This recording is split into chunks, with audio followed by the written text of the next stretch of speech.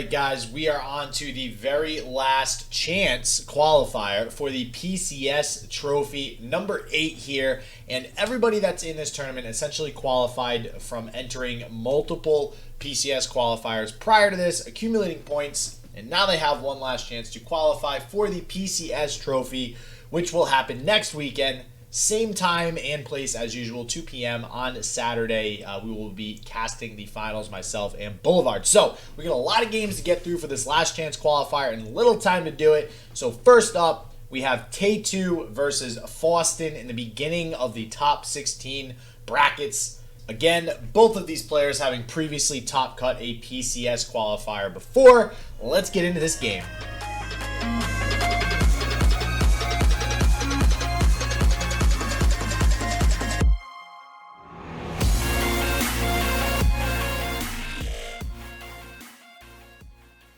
We are about to get into the game, though, so I'm going to go ahead, bring it on over to the game, and we're going to get started with the 8th final here. Taytwo versus Faustin. All right, I think it's time that we finally come to a consensus. Do we call players by the name they signed up with or their in-game name? Okay, so it looks like Smiloo is actually the in-game name. Everybody just needs to keep the same name. The only thing I'll accept, especially because that's how my name is if you have to add or take away something specifically because of like the naming of the website or whatever, or yeah, like you need a symbol or whatever it might be. But like, I don't understand how people ever end up with completely different names. So in Legends of Runeterra, I believe it goes by because it can't go by your Riot account because Boulevard's not my Riot account name. No, I think it. Well, you can choose either your Riot account or like the Apple Game Your Store summoner name from. Oh, okay. Yeah. I was about to say because Boulevard's my summoner name in League of Legends, but I know that there have been a couple. Well, maybe it just goes by your summoner name in League of Legends. So if you don't like what you're called in game, go ahead, spend the $10, change your name in League of Legends, and that should get everything squared away for you. So we do have the Senna getting started here, off to a pretty aggressive start from Taytwo. I imagine we're going to see the Senna removed. Yep, there she goes. Pretty much forced to thermo beam there just because you don't want to take that 4 damage to the face. No real other response there that would have been great. And then we do see the Petty Officer coming down as well. Thank God we remember card names when we have to deal with foreign cards.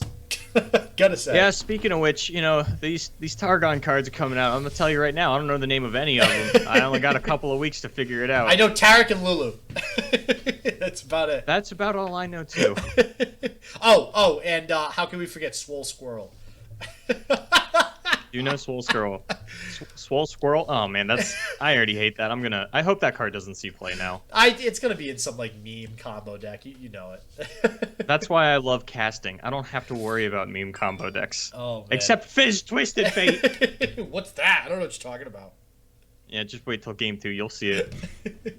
Oh. So it does feel like Smiloo is advantaged in a matchup like this. Taytwo didn't stick a Lucian, didn't stick a Senna. Has a Senna down now, but playing the Bannerman gives Smiloo the option to play the Thermogenic Beam if he wants to, and it looks like he is going to go wide. Might just eat this 5 damage, block out the other 2 units with the Petty Officers, and then finish off this Senna. And at that point, Taytwo's looking like he's got a really weak board. Yeah, I gotta say I agree with the 1/1 blocking the 5. I feel like that's a lot of value in regards to health, actually blocking the Senna, but I'm surprised he didn't trade the other Petty Officer for the Bannerman there, which is a little Looks odd. like he's got other plans for that one, which could just be, I'll leave that on board for the Riptide Rex, try to bait my opponent into playing some other things. The Elusive Poro was actually a really good pull here for Smiloo because they don't have to worry about the warning shot coming to them, even though they just top decked it. They do have a Pilfer activator, or a Plunder activator, rather, for as long as this card is alive, at least on their attack turns. Yeah, and the only way that Taytwo's going to be able to get rid of it is something like a single combat, and this feels so bad to have to single combat an Elusive Poro. But Taytwo decides to do it, probably knowing exactly what you just said. There needs to be a Plunder activator. That's exactly what that is. Now Smiloo has to draw a warning shot, and unfortunately for Taytwo, he's already got it. I'm really not sure why Smiloo's hanging onto this Petty Officer so much and not wanting to throw it underneath this Bannerman. Didn't block with it, didn't throw in the attack with it. It's got to be... I mean, are you worried about just like a Senna or Lucian coming down, and you feel like you need to maintain this single blocker on board? But Smiley even passes here, has a lot of cards he could develop, but just doesn't want to. Well, I also don't think he's too worried. Taytwo only has 6 cards total. Really not the scariest field in the world, even if something like a Relentless Pursuit were to come down. And now I imagine Smiley will start to develop just to kind of keep even pace with, whatever Taytwo's playing. But yeah, I honestly think Smiley's in a really commanding position here. I don't think he's going to be too worried. And he does opt to go with the Twisted Fate here. And this right here, this gold card alone, severely affects Taytwo's attack turn and ability to even play something like a Relentless Pursuit here. I'm worried that Taytwo is going to riposte to save this, which would not work out too well as the unit will still be stunned. Gonna go ahead and let that one die. Does mean the Brightsteel Protector is going to come down. Yep, buff up that war, or protect the War Chef rather. No, going to protect the Brightsteel Protector. I don't think we're going to see Relentless Pursuit this turn. I just realized that you probably need me to screen share, so I got you. Oh. I always forget that, man. God, you're supposed to yell at me. It's not my fault you have slow internet. No, not anymore. I don't. F that. No way. Nope. Was I ahead of you or something? No. You're actually behind me for once. So yeah, that's how I know I got new internet. Oh. I'm the caveman now. Yeah, I know, right? Freaking Verizon all day. Bunga bunga. So we see, the attack going in by Taytwo. Again, not nearly as great of an attack after that Twisted Fate gold card. And just really having problems finding enough damage here. Honestly, this Riptide is just going to wreck next turn. Smiley just wins this game, right? Taytwo doesn't. If Taytwo had the mana for both Riposte and Relentless Pursuit, I think they'd have a chance to get it done. But you have no protection against this Riptide unless we see not a Relentless Pursuit, a Ranger's Resolve off the top, which Taytwo is playing 2 copies of. But even that doesn't negate the Riptide. It just makes it so you don't take any damage. Yeah, I think it's over. And I think like Taytwo is playing the repost knowing that he's pretty much forced into this play right here, which honestly this feels bad because if Taytwo had another mana left over, this wouldn't be terrible. He could at least put his opponent down to 3 health, but he can't play the Relentless Pursuit. We're gonna see a Riptide just completely destroy the board next field, and I think from there it's just gonna be game. Even steals the Genevieve away from Taytwo in case there's a redevelopment. Such a bad top deck, man. Yep, there's the Shenimo. I mean, yeah, Taytwo played the aggro version. Nothing got to stick in the early game. This is kind of how you would expect this one to play out from there. Yep. Wow, that was quick to say the least. Oh my God. Thermogenic Beam's a hell of a card. Yeah, Jesus. Well, yeah, and I'll say whenever I am playing on ladder or anything, and it feels really oppressive to just play units and every single turn they just Thermal Beam, Mystic Shot, Thermal Beam, Thermal Beam. You're like, can I just do something? Can I just do anything in this game, please? So that's where your inherent hatred of Spooky Karma came from. Oh yeah, basically. Anything that's like that where it feels like they have an answer to absolutely everything you do just feels so bad from a player's perspective. I think that's why people were so frustrated with Ezreal. Even in the first iterations of it, it would be like, I play a card, you kill a card, we get to a point where we're both out of cards, and then you just play Progress Day. Yeah, 100%. And we are going to see, just insult to injury. Let's just throw an Ezreal on the field, too. Just in case we didn't win, anywhere else. Smiley needed to make sure that Taytwo was going to pick up his cards as quickly as possible. He's like, look, man, you're in a corner. Here's an Ezreal to prove it. Please move on to the next game. Yeah, just please end it. End this horror. Which means we might not see the Twisted Fate Fizz deck shit. What are you doing to the community? Every time you're casting... This is you. No, this is on you. Every time you watched something, we can't see meme deck shit. You want it too badly. This is best of 3, right? We got that right? Yeah. Oh, my God. I swear... We better... All right. Listen, does anybody... Can we contact Taytwo? Can we just tell him to take one for the team? Just gonna drop one game so we can see this Fizz deck. Come on. Like, Taytwo, you're gonna have to win with the Fizz deck eventually. You might as well bust it out here, right? Yeah, no, we don't have it. I mean, I feel like neither of Taytwo's remaining decks play well into the Frostbite mid-range. Frostbite is the one sort of thing that will always get around the Fizz. Yeah, yep, that's Frostbite mid-range. Frostbite, it's funny. I feel like Frostbite kind of says it kind of denies a lot of strategies, to be honest with you.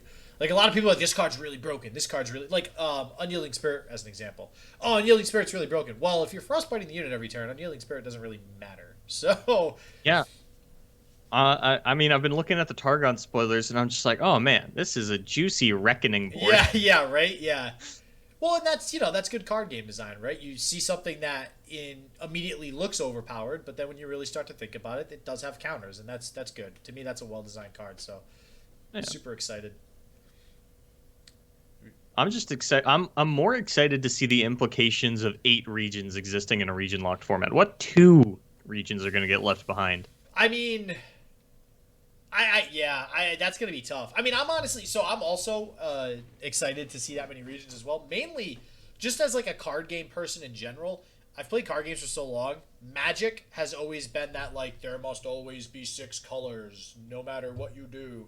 Now we have a game where it's like, nah, we're just going to keep adding regions, and who knows what's going to happen next. So it's going to be pretty cool to see kind of like a color wheel of 8 different regions as opposed to 6, or sometimes in some games even less than that.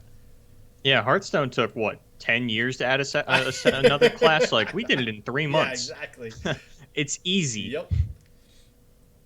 So we see this lone Brightsteel Protector just chilling on the field here. Smilu dropping the Glory Seeker out. And honestly, I mean, we already see a Reckoning in hand with plenty of what would be 5 attack units.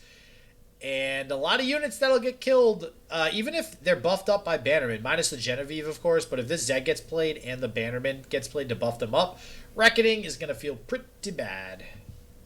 We're going to get into this awkward dance of, can Taytwo build up a board that is juicy enough to Reckoning while still holding Deny mana? Yeah, and that's exactly what I was just going to mention, too. Taytwo is playing to Deny, and that is something that Smilu's going to have to play around. Now, Smilu, I'm trying to find Smilu's deck list. Okay, so Smilu's playing to Reckoning. So, theoretically, I mean, that's what Taytwo wants to save both Denies for. There is 2 Reckoning already in Smilu's hand, so we could just see back-to-back turns here. And if Taytwo doesn't draw another Deny, that might not bode well, but we'll see what happens. The other problem is that while Smilu has this Ash Glory Seeker combination, it's possible that Taytwo just can't even build up a good enough board to entice a Reckoning out of Taytwo, yeah. Especially while holding the Deny mana. I mean, look at this. What do you even do this turn? You can play a Naked Bannerman, or you can float 7 mana, and it looks like Taytwo is going to choose to float the 7 mana. Did I not mention Reckoning's actually the backup plan? So at least with this hand, it's the backup plan. Like, you could play a Cythria here and watch it take 5 damage next turn on an open attack. I think the Grizzled Ranger makes a bit more sense, even though it is a little bit vulnerable to Brittle Steel. But, I mean, you just need something to stick on board. Yeah, and, I mean, that's exactly what this Grizzled Ranger does. We'll see how long it does stick on board. Now it's definitely not attacking now, so that's for sure. God, wow, this is... Smilu just off to an absolutely ridiculous start here. I don't know if there's a way that Taytwo comes back with this, not with this hand. Nope. No Fizz Twisted Fate for us today. This is an absolute stomp on the side of Smilu thus far. Why are you already calling it, man? Why are you going to do that? Why are you already going to call it? Because Frostbite midrange beats Bannerman, especially with looking at these hands. You tell me how this Bannerman player gets around double Reckoning right now. I'll give you $100. I know. There's no way. There's not with only 1 Deny in hand. And even, that's the thing, though. We're talking about Reckoning. Taytwo actually isn't really drawing enough units to go wide. So now there's finally a Badger Bear and a Lucian on the field. So now we're pretty much forced into playing the Bannerman next, I think. Yep. Yeah, I think... So this is okay. Oh my god. Okay, I was going to say this is okay for Taytwo. You get down your Bannerman, you hold your Deny mana. This is the one spot that you actually have. We're probably going to see Deny onto Reckoning here. But once Taytwo plays Genevieve, I think we're going to see the second Reckoning come out. And that should just be the ball game. That's a huge difference, too, because with that Bannerman having gone off, plus Genevieve, there would have everything would have been out of range. Yeah. There would have been no Reckoning, and now we're going to see it come down because there's 2 mana. There's no way Taytwo stops this. Yeah, I think the Harsh Winds out of Smilu would have prevented any sort of comeback from Taytwo, even if he did hit the Bannerman, but now there's absolutely no chance. Wow. That Reckoning, doing what it does, completely destroying the Bannerman deck. This Genevieve isn't even going to get maximum value. It's only going to be able to kill 1. Oh, no, it's going to be able to kill 2 units thanks to the Ranger's Resolve. But that's, like, a consolation prize at this point. Yeah, you're still in a rough sort, but at least you get the Ash Glory Seeker off the field. And the problem is, I mean, Smilu's still at 14. If Smilu was a little bit lower, I'd argue that, okay, maybe there's still some sort of, like, one-turn kill potential with a Relentless Pursuit soon, but especially with Zed in hand. But I am just not seeing how that works, to the point where we have to pull an Omen Hawk just to squeeze as much value out of this Genevieve with Tough as possible. That feels really bad. That was a little bit weird from Smilu, in my opinion, just because I understand that you want to protect the Glory Seeker, but aren't you just sending this Glory Seeker at the Genevieve anyway? Yeah. Well, how much mana did Smilu have? Could he play Frostbite? He had 2 mana. But he just top decked the Brittle Steel, so he didn't have that available to him. Okay. So maybe, I mean, yeah, he just really cared about keeping that Glory Seeker, I guess. And we see a Cythria come down. It's okay. Pulling the Cythria instead. Wow. Okay, so I can understand this. You realize that you're like, you don't want to. The Cythria is too good of a blocker into the rest of your board, or not. You know, we could still just pull this. And I actually, okay, I think protecting the Glory Seeker makes a little bit more sense because Smilu wanted to develop pre-combat, and then Taytwo either plays something that's going to die to the Glory Seeker, or Smilu presents lethal. Yeah, and I mean, at this point, Smilu can just keep presenting lethal every turn. He can just keep pressuring Taytwo. It doesn't really matter with how far ahead he is in card advantage and tempo, to be honest with you. So, yeah, I just, yeah, this is a feels bad man moment for Taytwo. This is just an absolute smash on the side of Smilu. Already up a game here, looking to just do a quick 2-0. I almost had hope for Taytwo with the Cythria coming down and the riposte, but not going to be the case. Taytwo now going to get down a Bannerman and a Zed. That's about as good a board as you can make, but Smilu still has that Harsh Winds. This is hard to watch, man. And, you know, I got to give Taytwo credit because there was a lot of cool decks. I mean, you had the TF Fizz, you know, combo Starlit Seer deck thing, and I wanted to see it, man. Imagine bringing like 2 cool decks like, you know, the Fizz, Twisted Fate, and the Jinx Draven, and then just getting 2-0'd on Bannerman. Yeah, imagine. You hate to see it. And now we even have, yeah, this is, you know, I would have liked to at least see like a comeback here with the Zed, but the Harsh Winds absolutely going to shut that down. Not anything that Taytwo is going to be able to, yep. And capitulation indeed. The surrender comes out. Hey, now I know what that word means. I never knew what that word meant before doing this. So. I'm glad you, because I was going to try to pronounce it too, so I'm glad that you went first. Oh my god, that is, wow, that feels really bad. So we're going to bring it back on over to us, and we are already waiting for the next game because, god damn, that was a fast game 1 and 2. You know, Faustin, yeah, we really need to agree on just one name moving forward. It's so bad.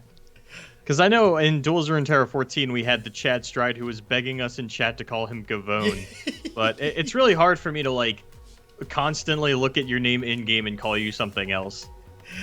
Oh my god. Yep. So anyway, Smilu, Faustin, whatever the name is, they are advancing, and that is 100% what mattered. All right, so Faustin, otherwise known as Smilu, going to go ahead and advance there to the top 8 of the winners bracket, and Taytwo going to go ahead and head to the losers bracket, as this is a double elimination tournament. So stick around for the next game here. Make sure you subscribe, turn on that bell so you get notified when that video goes live. But as always, everybody, stay healthy, stay positive. I hope this works for you. Peace out.